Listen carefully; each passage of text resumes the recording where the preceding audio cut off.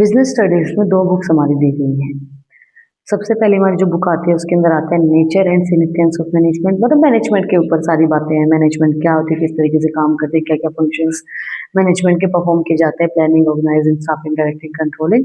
उसके बाद जो सेकंड हमारी बुक आती है वो आती है financial market, financial management, then marketing management, then consumer protection. ये हमारे 12 चैप्टर दिए गए हैं।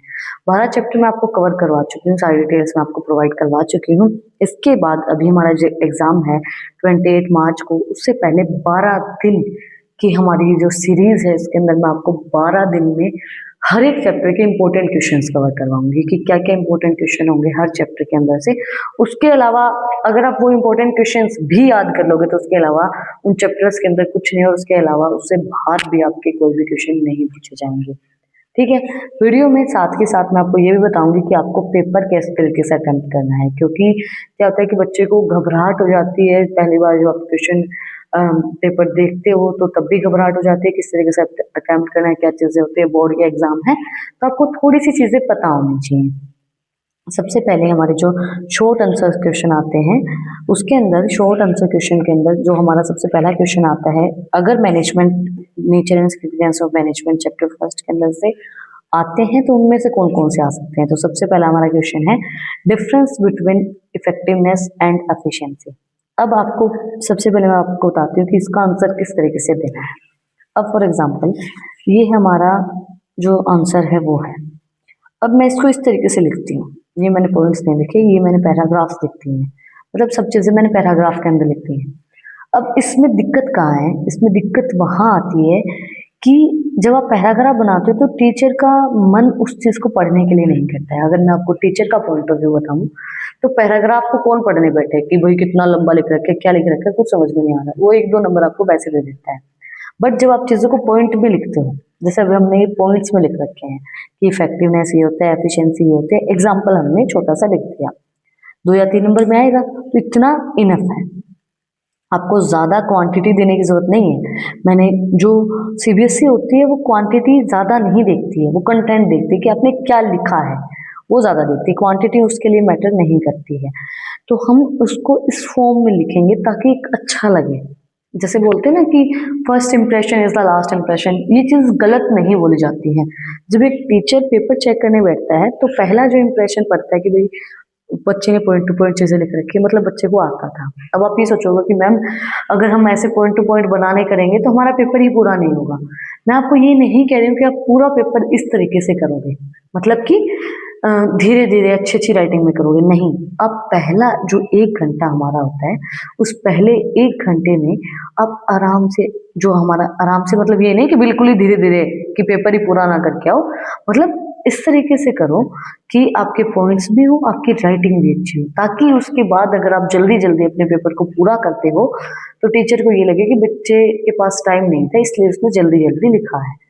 लेकिन आपका पहला इंप्रेशन ऐसा होना चाहिए कि बच्चे को आता है। जब आप पॉइंट टू पॉइंट चीजों को लिखते हो तो वो चीज एक टीचर को अट्रैक्ट करती है। तो हमारा जो क्वेश्चन है वो है difference between effectiveness and efficiency. सबसे पहले इफेक्टिवनेस क्या होती है, refers to completing the task on time regardless of the cost, it is considered with the end। ये कोस्ट को नहीं देखते भाई कितना पैसा लग रहा है, नहीं, इसका मेन मोटिव ये होता है कि भाई मेरा काम टाइम पे होना चाहिए, पैसा कितना ही लगे। बट एफिशिएंसी का मतलब क्या होता है, it refers to doing the task correctly with minimum cost and optimum utilisation of resources, it considered with the cost benefit analysis. इसका मेन मोटिव क्या होता है कि काम को करेक्टली करना है, मिनिमम कॉस्ट में करना है और ज्यादा से ज्यादा अपने जो रिसोर्सेज है उनको यूटिलाइज करके कॉस्ट बेनिफिट जो है वो प्रोवाइड करवाना है।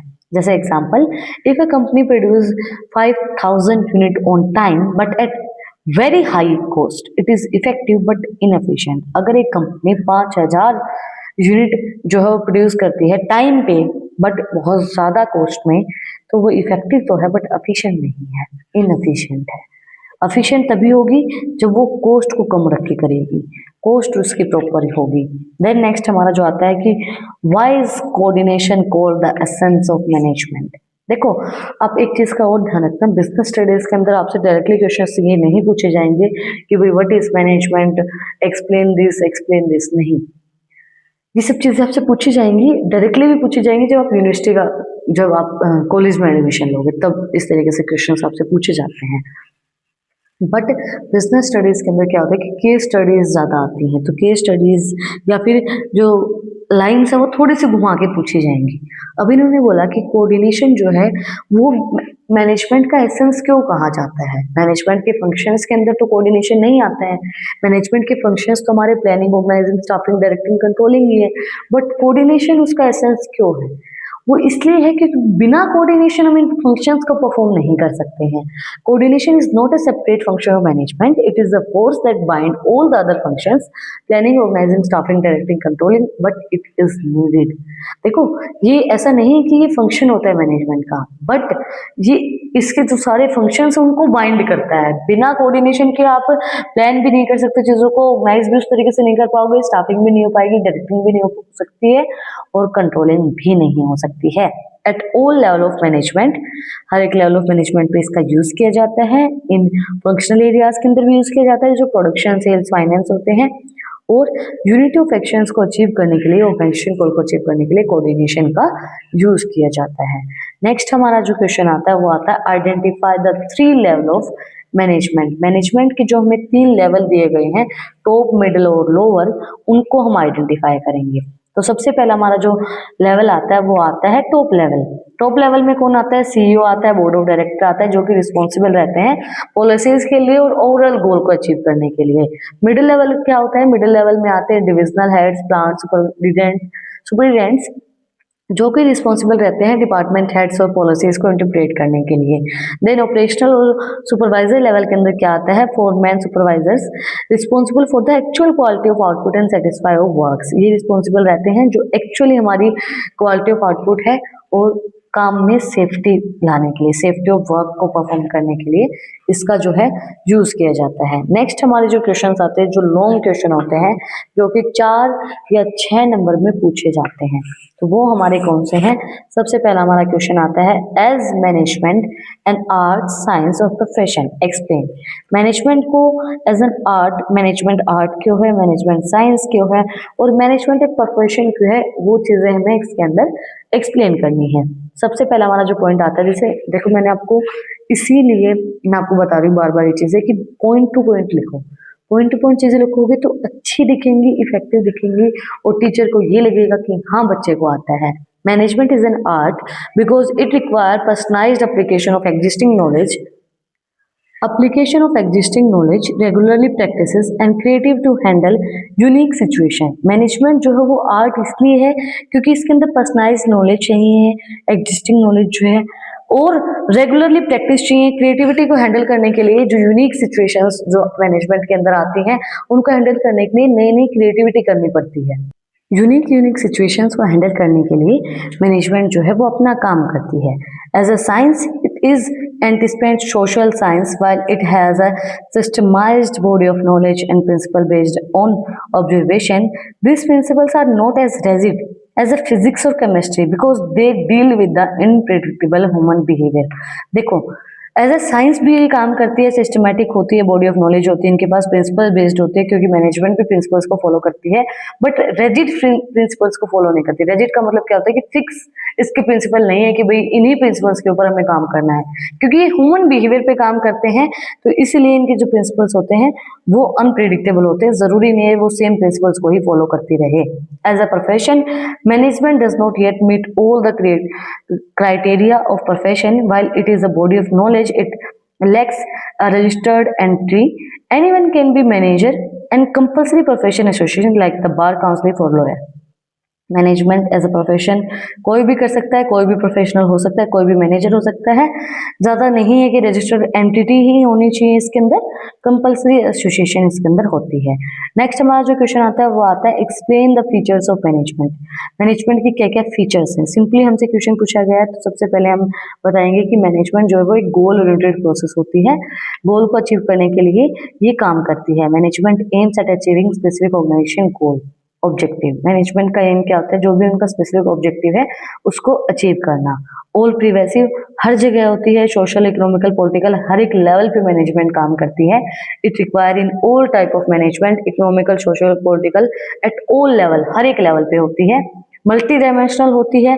It involve management of work, management of people and management of operation. ये नहीं कि मैनेजमेंट सिर्फ लोगों को ही की जाती है, मैनेजमेंट काम की भी की जाती है, मैनेजमेंट ऑपरेशंस की भी की जाती है। तो मैनेजमेंट एक मल्टी डायमेंशनल है, कंटिन्यूस प्रोसेस है, नेवर एंडिंग प्रोसेस है, चलती ही रहती है। It is a never ending series of functional perform simultaneously, एक नेवर एंडिंग परफॉर्मेंस जो फंक्शन है ये, जो कि परफॉर्म किया जाता है continuously. Dynamic function and dynamic का मतलब क्या होता है, गतिशील, इट मीन्स चेंज होती रहती है according to the situation, according to the circumstances, according to the business environment. Management must adapt to change in the external environment, social, economical and technical. Management जो है वो चेंज जो है, जो भी चेंजेस आते हैं एक्सटर्नल इन्वायरमेंट के अंदर, सोशल, इकोनॉमिकल, टेक्निकल, उनको अडॉप्ट करती रहती है, चेंज होती रहती है according to their circumstances and situations. उनके अकॉर्डिंगली मैनेजमेंट जो है वो चलती रहती है। नेक्स्ट हमारा जो क्वेश्चन आता है वो आता है, management is a multi dimensional, explain this statement with example. अब आप एक चीज देखो कि जो मैनेजमेंट की फीचर्स हैं जो भी हमने कवर किए, उसी से क्वेश्चन निकाल लिया कि मैनेजमेंट एक मल्टी डायमेंशनल है। इस स्टेटमेंट को एक्सप्लेन करो एग्जांपल के साथ कि कैसे मैनेजमेंट एक मल्टी डायमेंशनल है। कि जैसे हमने बात की थी कि मैनेजमेंट एक मल्टी डायमेंशनल है क्योंकि ये काम भी कर, मतलब वर्क को भी मैनेज करती है, ऑपरेशंस को मैनेज करती है, ह्यूमन बिहेवियर को मैनेज करती है। तो ये मल्टी डायमेंशनल क्यों है? तो इस तरीके से घुमा फिरा के आपसे क्वेश्चन पूछे जाएंगे। कोई भी फीचर्स का, कैरेक्टरिस्टिक्स का, फंक्शंस का पॉइंट उठा लिया, इस पे एक्सप्लेन करो कि ऐसा क्यों है। Management does not involve a single activity but is a complex mix of three main dimension। ये एक सिंगल एक्टिविटी को परफॉर्म नहीं करती है, इसके अंदर तीन मेन डायमेंशंस आती हैं। सबसे पहले आती है management of work. Every organization exists for some work. Example, a factory produce goods or an hospital treat patients. Management translate these work into goals and assignment to achieve them। हर एक organisation का अपना अपना काम होता है। जैसे factory के अंदर गुड्स प्रोड्यूस करने हैं, हॉस्पिटल के अंदर पेशेंट्स को देखना है, तो मैनेजमेंट जो है वो उसके अकॉर्डिंगली काम को ट्रांसलेट करती है और अपने गोल को अचीव करने के लिए उनको बताती है कि आप अपने गोल को किस तरीके से अचीव कर सकते हैं। नेक्स्ट आता है हमारा management of operation. This is a combination of both work and people. ये कॉम्बिनेशन है लोगों का भी और काम का भी। It focus on the production process, ये फोकस करता है प्रोडक्शन प्रोसेस के ऊपर कि भाई जो इनका इनपुट है वो डिजायर्ड आउटपुट, जितना ये इनपुट डाल रहे हैं उससे डिजायर्ड आउटपुट आ रहा है या नहीं आ रहा है, और ह्यूमन एफर्ट्स किस तरीके से काम कर रहे हैं, वो ह्यूमन एफर्ट्स काम कर रहे हैं या नहीं कर रहे हैं। नेक्स्ट आता है हमारा management of people. Human resource are the organisation greatest assets. Management involve dealing with employees as individual with desire need as a group to achieve common goal. Human resource जो ऑर्गेनाइजेशन के हैं वो एक greatest assets होती हैं। तो management जो है वो डील करती है एम्प्लॉयज के साथ, इंडिविजुअल के साथ, उनकी नीड्स को फुलफिल करने के लिए और उनके कॉमन गोल को अचीव करने के लिए। नेक्स्ट हमारा जो क्वेश्चन आता है वो आता है, discuss the objective of management. Management के क्या ऑब्जेक्टिव होते हैं, क्यों मैनेजमेंट की जाती है? सिंपल सी चीज है, मैनेजमेंट के जो ऑब्जेक्टिव होते हैं वो क्लासिफाई किए गए हमारे तीन कैटेगरीज के अंदर, सर्वाइवल के लिए, प्रॉफिट के लिए और ग्रोथ के लिए। तीन तरीके से, तीन चीजों के लिए हम मैनेजमेंट का जो है वो यूज करते हैं।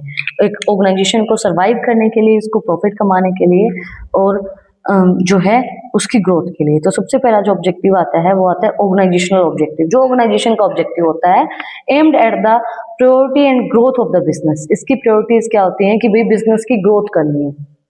सबसे मेन जो हमारा होता है वो होता है ऑर्गेनाइजेशन का क्या ऑब्जेक्टिव है। ऑर्गेनाइजेशन का क्या ऑब्जेक्टिव होता है, सिंपली होता है main aimed at a property and growth of the business, survival, earning enough revenue to cover cost, profit essential for covering risk and successful operation, growth expanding scale of operation. देखो survival जरूरी है कि revenue इतना कमाए कि भाई अच्छे से बिजनेस को चला पाए, देन प्रॉफिट अच्छा हो ताकि रिस्क को मेंटेन किया जा सके, सक्सेसफुली ऑपरेशंस को डन किया जा सके, ग्रोथ हो ताकि बिजनेस को एक्सपेंड किया जा सके। नेक्स्ट जो हमारा ऑब्जेक्टिव आता है वो होता है पर्सनल ऑब्जेक्टिव। पर्सनल ऑब्जेक्टिव में क्या आता है कि जो बेसिक नीड्स है एम्प्लॉय की वो भी फुलफिल हो, meeting the needs of employee, competitive salaries and pairs, recognition and social respect, personal growth and development opportunity. देखो एम्प्लॉयज की नीड्स जो है वो भी फुलफिल हो और कम्पिटिटिव अच्छी उनको सैलरी मिले, और अच्छा रिकॉग्नाइजेशन मिले, सोशल रिस्पेक्ट मिले उनको कि भाई एक अच्छी पोस्ट पे है, पर्सनल ग्रोथ और डेवलपमेंट अपॉर्चुनिटीज भी मिले उनको, ताकि वो अपने और भी ज़्यादा चीज़ों को, स्किल्स को डेवलप कर पाएँ और अपने आप को डेवलप कर पाएँ।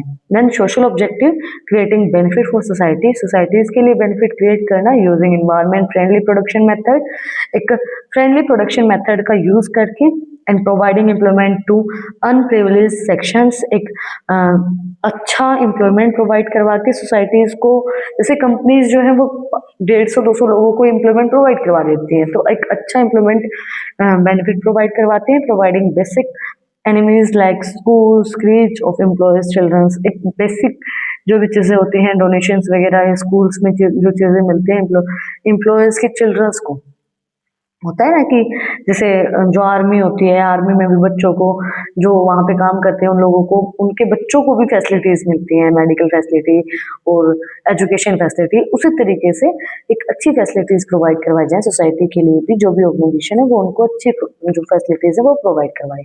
नेक्स्ट हमारा जो क्वेश्चन आता है वो आता है, management is a series of continuous composite but a separate function example. देखो अब हमने जो पॉइंट पढ़ा था कि मैनेजमेंट एक कंटिन्यूअस प्रोसेस होती है, उसी चीज को घुमा के आपसे पूछा गया है कि एक सेपरेट फंक्शन है नहीं है, उस चीज को एक्सप्लेन करो। Management consist of 5 interrelated function perform by all managers simultaneously. Management जो है वो 5 फंक्शंस को परफॉर्म करती है। सबसे पहला जो फंक्शन आता है मैनेजमेंट का वो आता है planning, setting goals in advance and developing a road map to achieve them. Set करना गोल्स को एडवांस में ही और एक ऐसा रोड मैप डेवलप करना जिससे उनके गोल को अचीव कर पाए। सबसे पहले तो हम सेट करेंगे कि हमें क्या अचीव करना है, फिर एक पाथ क्रिएट करेंगे, एक रोड मैप बनाएंगे कि हम उसको किस तरीके से अचीव कर सकते हैं। Next, organising, assigning duties, grouping task and allocating resources. Then जो है चीज़ों को ऑर्गेनाइज किया जाएगा, भाई क्या क्या किसकी क्या ड्यूटीज हैं, ग्रुप बनाए जाएंगे और रिसोर्सेज को अलोकेट किया जाएगा। Then staffing, finding the right people for the right job, recruitment, selection, training. उसके बाद स्टाफिंग के अंदर क्या आता है कि सही इंसान को सही जॉब के लिए चूज करना, उसका मतलब स्टाफिंग होता है। रिक्रूटमेंट, सिलेक्शन एंड ट्रेनिंग के थ्रू उनको सिलेक्ट किया जाए। देन आता है directing, leading, influencing and motivating employees to perform. जो है डायरेक्ट किया जाए, लीड किया जाए कि किस तरीके से आपको काम करना है, उनको उस तरीके से मोटिवेट किया जाए कि आप ये जो परफॉर्मेंस है इसको दे सकते हो। Then controlling, monitoring organisational performance towards goal attainment and taking corrective action for there is and deviation. उसके बाद मॉनिटर करना हर एक ऑर्गेनाइजेशन के परफॉर्मेंस को कि भाई क्या क्या परफॉर्मेंस है, किस तरीके से काम हो रहा है, और अटेंड करना, एक सही करेक्टिव एक्शन को लेना कि किस तरीके से उनको काम को अपने डन करना है। इसी के साथ हमारे जो इम्पोर्टेंट क्वेश्चंस हैं वो कंप्लीट हो गए हैं, short and long. First chapter में इससे बाहर आपको कोई भी क्वेश्चन नहीं मिलेगा। हमें ये शॉर्ट नहीं कह रही हूँ कि यही एग्जैक्ट क्वेश्चन पूछे जाएंगे, नहीं, क्वेश्चन यही होंगे बट थोड़े से ट्विस्ट करके पूछे जाएंगे, थोड़े से घुमा फिरा के पूछे जाएंगे। जैसे हमारा जो क्वेश्चन पूछा गया था कि मैनेजमेंट एक मल्टी डायमेंशनल है, उसके थ्रू उसकी बजाय management is a continuous process, वो कंटिन्यूअस प्रोसेस क्या है उस चीज को एक्सप्लेन करो तो उनके फीचर्स को आप एक्सप्लेन कर सकते हो। तो ऐसे घुमा फिरा के चीजें पूछी जाएंगी, चीजें सेम ही होंगी, इसके बाहर आपको कोई भी क्वेश्चन नहीं मिलेगा। तो ये अगर आपने कर लिया आपका चैप्टर फर्स्ट डन है। नेक्स्ट चैप्टर के इंपॉर्टेंट क्वेश्चंस को देखने के लिए चैनल को सब्सक्राइब करें, बेल आइकन प्रेस करें ताकि जो सबसे पहले अपडेट है वो आप लोगों के पास आए। इन टॉपिक्स की पीडीएफ चाहिए तो टेलीग्राम चैनल का लिंक भी डिस्क्रिप्शन में है, वहां पर जाकर आप मुझे फॉलो कर सकते हैं। और भी इंटरेस्टिंग रील्स को देखने के लिए इंस्टाग्राम चैनल का लिंक भी डिस्क्रिप्शन में है, वहां पर जाकर आप मुझे फॉलो कर सकते हैं। फिर मिलते हैं वीडियो सारे टॉपिक के साथ, like share and subscribe. Thank you for watching my video and enjoy your life. Shri Radhe Radhe.